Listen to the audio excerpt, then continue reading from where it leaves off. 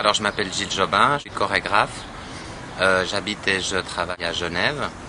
On est ici au festival Extra 09 à Annecy en France et nous allons présenter ce soir à 22h Black Swan.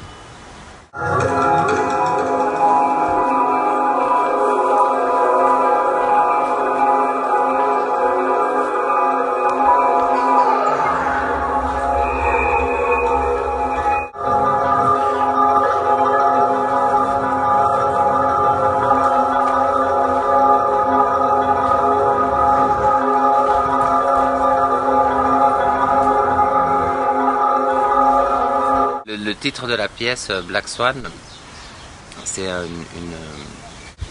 en fait c'est pas lié au signe noir du lac des cygnes du tout. C'est un philosophe qui s'appelle Karl Popper qui a conçu ce concept disant tous les cygnes sont blancs. Et puis un jour, en 1700 ou 1800, quelque chose, on allait en Australie et puis on a vu un signe noir. Donc toute la théorie, l'affirmation disant tous les signes sont blancs s'est écroulée à partir du moment où on a découvert qu'il y avait un signe noir.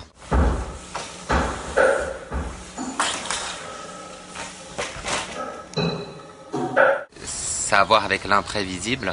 Et puis ensuite, c'était étendu par un économiste, en fait, aussi plus ou moins philosophe, qui s'appelle Taleb, et qui lui a fait un livre, un best-seller, qui s'appelle Black Swan.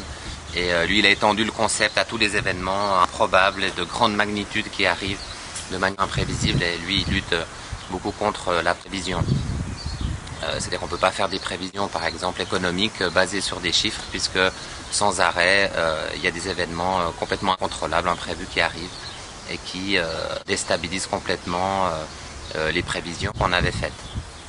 Et on cherche souvent à expliquer ces événements qui ne sont pas forcément toujours explicables.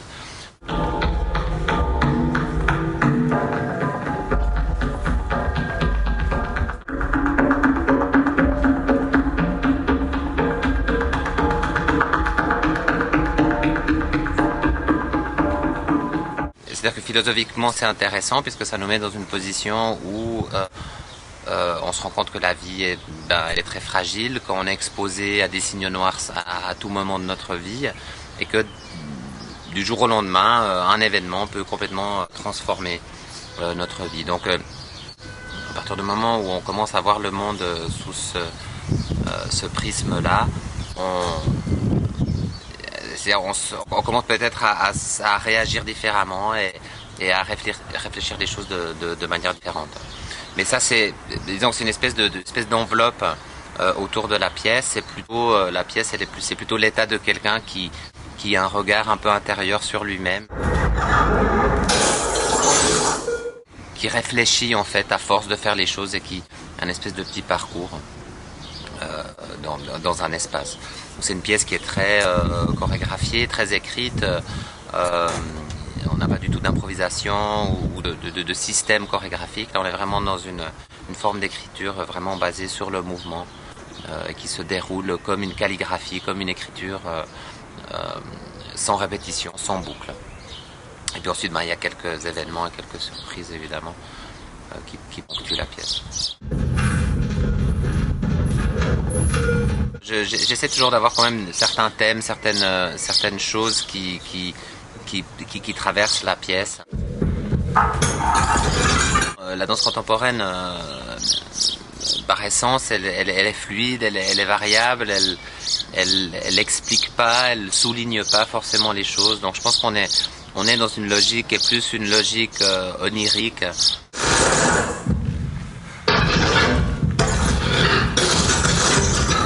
Ces espèces de logique qui, quand on a rêvé, et puis on se réveille le matin, puis on veut raconter son rêve à quelqu'un, et puis on n'arrive plus à retrouver le fil de sa pensée, parce qu'en fait, c'est comme si ça se désagrège en fait au fur et à mesure qu'on y pense. Donc c'est un peu ce type de logique-là qui régit les différentes scènes de la pièce.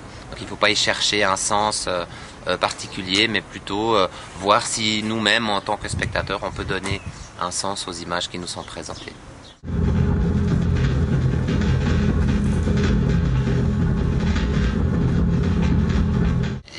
différents éléments qui rentrent en jeu, des animaux en peluche, des espèces de marionnettes qui sont des lapins. Je pense que c'est une espèce de manière de traiter le regard de l'enfant, cette espèce de regard étonné, toujours émerveillé en fait devant le monde, et puis aussi un regard qui n'a pas tout à fait le même sens des proportions que nous, c'est-à-dire que les choses sont soit beaucoup plus grandes, soit beaucoup plus petites, suivant comment ils se projettent.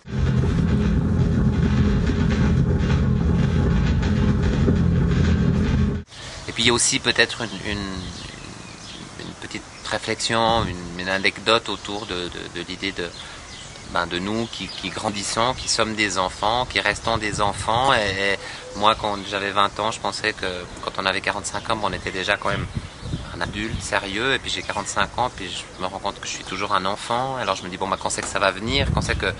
Et puis quand je regarde les autres autour de moi, même les gens de 60 ans, je me rends compte, j'ai l'impression qu'ils sont pas si âgés que ça. Enfin, j'ai l'impression qu'ils sont proches de moi-même. Donc j'ai l'impression que je pense que c'est un âge où on se repose des questions par rapport à un imaginaire qu'on avait développé dans notre jeunesse.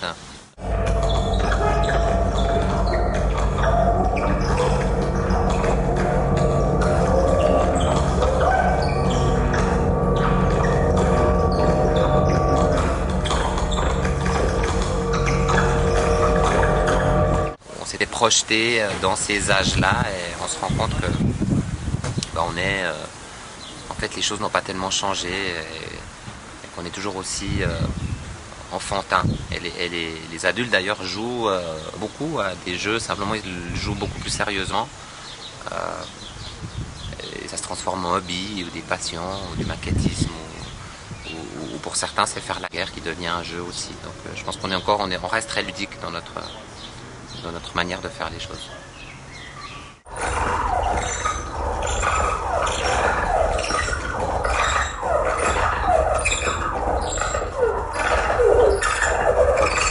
D'accord, merci. Merci.